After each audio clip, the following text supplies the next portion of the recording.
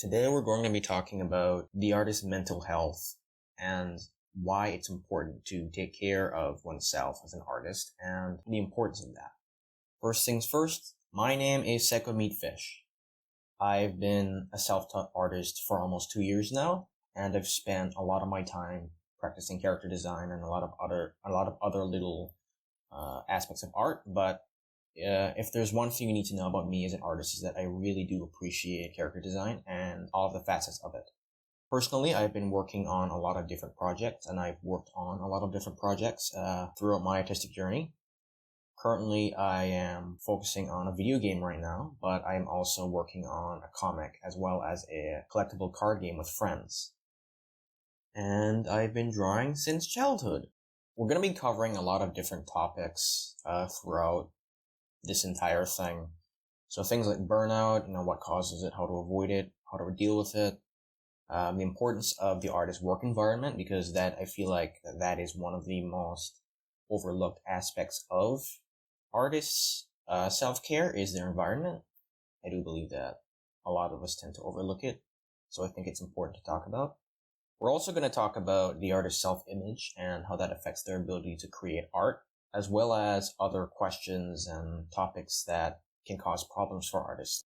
And this is going to be a multi-part series, because if I try to cover all of these things at once, this would be like a 5-hour long video. But with that out of the way, let's begin with the introduction. So, most of you, or maybe some of you, or none of you, who knows, are probably asking me this question. Why should I care? Why should I care about my mental health as an artist? Or why should I put the extra effort in acknowledging my health and taking care of myself when I just want to draw, when I just want to improve, when I just want to focus on that, when I just want to focus on art and not focus on everything else in terms of my artistic mental health or just health overall? So here's some reasons why it's important to do this. Taking care of yourself helps to avoid fatigue, burnout, and additional frustration. So, if you don't take care of yourself, you're going to be burnt out more frequently, you're going to be more fatigued, and you're probably not going to draw as well for those two reasons. So that will make you more frustrated, plus a bunch of other side effects that come from not taking care of yourself.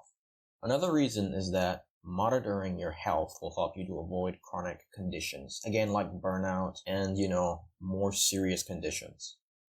And lastly, but not least, a healthy artist is a happy artist, and a happy artist wants to draw, because when we're feeling good, I'm sure we all want to pick up the pen. Anyways, let's continue.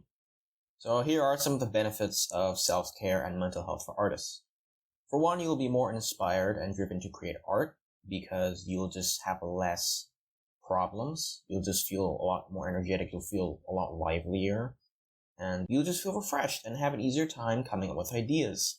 Because again, you won't suffer from things like brain fog, and you will be a lot more open to new ideas. Due to the fact that if you learn to accept ideas wholeheartedly and not filter out your ideas, you will just naturally come up with more ideas due to you not really having more ideas per se, but due to you accepting more ideas from your head. You'll also make less mistakes, most likely, because, if you're not fatigued, if you're not burnt out, if you're feeling good, you'll be more likely to perform at your best. And if you have a good mental state and you're in the right place mentally as an artist, you'll be more accepting of mistakes and you will be more likely to learn from them. Most importantly, you'll enjoy drawing more and you'll be more confident in yourself. And you'll have a better relationship with art as a whole. So our first topic would be art, the world, and you. So here are some life facts to throw at you. Our beliefs about ourselves and the world determine everything we do. Our beliefs influence our behavior, our fears, and our thinking patterns. And people with negative self-beliefs often limit themselves heavily. This goes for artists and really every other kind of person. Anyways, here are some common examples of limiting self-beliefs for artists. I don't make real art. I'm not a real artist. I'm not good enough. My art sucks. I'll never be as good as, and everyone I know is better than me. So I feel like most artists suffer with one or two or multiple of these sort of beliefs. And it's part of just being an artist and just being a person. So I think we'll just cover the important ones one by one here as we go along. So I don't make real art. With these beliefs, I just need to point out that they are, I feel like, most commonly caused by a gap between the artist's observational skill, or what we like to call the artist's eye, and their current skill level. And this is apparent for both beginners and more experienced artists. So both beginners and experienced artists can have these sorts of issues in terms of their self-perception. But what I mean by artistic eye is an artist's ability to notice their own mistakes as well as observe techniques and mistakes in other artists. So usually artists who have like a really, really strong artistic eye, but there's a large gap between their eye and their current skill level. Usually those artists notice their mistakes a lot more frequently. So it can kind of become very bogged down by that and start to believe certain things about themselves because of that. But I do want to point out that in spite of this, artists with a very powerful eye can benefit from it. The issue is that usually, I don't know how often, but it is a thing that happens, is that artists who have good eyes tend to find themselves in artist block, and they tend to just generally feel worse about themselves and their art, and that can end with them quitting, and that is the main problem, I think. But if you are one of these artists and you hold on and you hold on tight and you keep drawing, in spite of the fact that your art may seem terrible now, you will have a better chance of improving than artists who don't have a good eye, because you can learn from your mistakes more easily, because you'll be able to notice your mistakes more easily compared to an artist who has a closer distance between their eye and their skill. So, in spite of the problems that can be generated by a good artistic eye, there are a lot of benefits if you are mindful of its effects on your mental health. If you choose to keep going, if you just don't give up. The main decider of artistic skill is the decision of the artist, the decision of whether or not they will keep drawing or they will give up. So if you're in this situation, I advise you to just sit down and really tell yourself that you are a valuable individual and that what you do is important. No matter your skill level, no matter how skilled you are, none of that matters. But I just wanted to point out that the eye thing is definitely one of the reasons why artists struggle with that, is that they know that their art doesn't look great and it can have an effect on them. But those artists also have a learning opportunity. They have an opportunity to learn because they can notice their mistakes. So it's kind of a double-edged sword. You get something from it, but it also has the potential to harm you.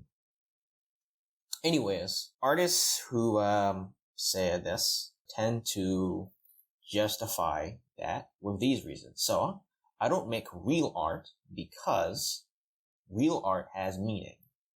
I'm not talented like real artists. I don't have a cool art style. I'm just not skilled enough, and nobody wants to see my art. And what I mean by meaning is like thematic, metaphorical subtext, or whatever you want to call it, within an art piece. So some people believe that because their art doesn't have anything to say, at least anything substantial or metaphorical, that their art isn't real art. And I just need to point out that art does not need to have a meaning. It does not need to say anything. That's not what art is about. So to those people, just know that your art is real art, and that isn't important. That's not what matters. Art doesn't need to mean anything. What's important is that we enjoy ourselves. Art style is something that I'm going to cover in a different part, but that is another reason why people might feel as though there aren't real artists. And right, with that phenomenon, we call this sort of belief system imposter syndrome. That is a very, very, very common thing that artists have to deal with, is imposter syndrome. Definitely a very common thing. Now, here are some reasons why you are a real artist. No matter your skill level, no matter whether or not you have an art style or you think you have an art style, here are some reasons why you are a real artist. All it takes for you to become a real artist is that you make art. That is the entire point, is that you draw. And bad art is equally as valuable as good art. And there's two reasons for this. One is that bad art is a learning tool. You can learn from that. Especially if you have a stronger eye, you can learn from the art that you made, from your mistakes, and you can improve. And bad art is just a part of every artist's journey. Everyone made a bad art at some point. Everyone makes bad art. But the one thing we can all agree on with bad art is that it teaches us to be better artists. The second reason is that there is quote-unquote good art that is very boring, and there is also quote-unquote bad art that is very interesting. And that is just because art is subjective. So some people will like your art, some people will not like your art, and they may like or dislike it for a variety of reasons. It may be because it's not as technically correct as they would like, or maybe because the colors aren't interesting to them, or the theme, or the art style, or the characters, or whatever. What I'm trying to say is that art is subjective. Everyone looks at art differently, and you should not let other people's opinions about your art affect your perception of yourself, whether that be as an artist or as a person. And your art is personal, and no one needs to see it or like it. Continuing on with what I just said, it's your art, and nobody needs to like your art, even if you want them to. It's not important. What matters is that you like your art, because it's your art. And your art is uniquely you. It is yours and only yours. So whether or not anybody else likes your art, that doesn't change the fact that it is in fact art, and your art. No one can take that away from you, no matter what they say or what they do. The next limiting belief is, I'll never be as good as insert artist name here. Now I want to just go ahead and drill this into your head. It's perfectly okay that you're not the best artist, because artistic skill is the byproduct of time and effort, not talent. And there are an insurmountable amount of factors which determine how much time we can spend on art. Some of those factors being, you have a busy work or family life, you attend school or college, you're young and lack support from your parents or peers, or people are deliberately trying to stop you from being an artist. And if you're one of these people who struggle with this problem, my condolences. And you just have other priorities. And I really do need to point out that your skill as an artist does not determine your value as a human being. Although this may seem like very, very, very, very obvious information, we tend to forget about this when we are comparing ourselves to other people. Speaking of self-comparison, everyone I know is better than me. This is probably one of the most common issues that we as artists face, which is self-comparison. And it comes from a variety of different facets. You can basically find yourself comparing yourself to other people everywhere and anywhere, whether it be at school, at home, online, just it happens. And that's just part of being human. And for people who struggle with this problem, I would like to propose a new way of thinking. Consider what situation those people are in, and what they had to do to get to where they are. How much time did they spend drawing? Do they draw more than you do? Do they practice more? Or are they privileged in some way? And I do think that this is really important for people to observe their own lives and kind of acknowledge the place that they're in, because not everybody, as I stated before, has the time or the environment to really flourish as an artist, at least as quickly or as much as they'd want to in a given space of time. So I really do think it's important to really look at yourself and really look at other people and take a really good look at their lives. And I don't mean in a superficial way. I mean really with the people that you know, ask them what it's like to be an artist. Ask them, how they feel and what it's like for them, because it's not always sunshine and rainbows as much as people would like to think. The best artists out there are not the happiest artists and stuff like that. It's really important to just really think about that. Now, peers can be a source of inspiration and knowledge just as much as they can be a source of envy. So take notes from your friends, ask them questions, about their technique or their style or just how they got to where they were, and learn from them and be inspired by them, because art is a community. We should all be holding hands and, in peace and stuff. And knowing someone who is better than you at art doesn't have to be a bad thing. It can help you. It can really help you grow as an artist and teach you things that you wouldn't learn otherwise. And I really do need to say this again. Your artistic skill, or lack thereof, does not make you more or less valuable of a person.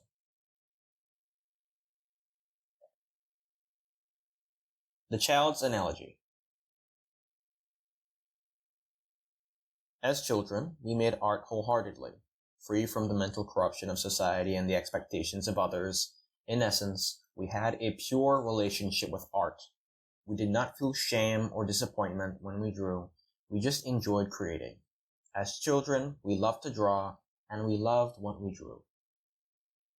Learning to unconditionally love your art is one of the most important and possibly one of the most difficult skills to learn as an artist. This is something that we forgot as we grew older, but ultimately it was something we always knew in our hearts that this was important. But learning this allows you to draw wholeheartedly, and by not filtering your ideas, you will find it easier to create new concepts, as I mentioned earlier. It opens up a whole new experience of art that isn't new, but was just lost long ago. Well, that's the end of this first part of this thingy that I'm doing for some reason. Thank you for listening, and I hope it wasn't too painful.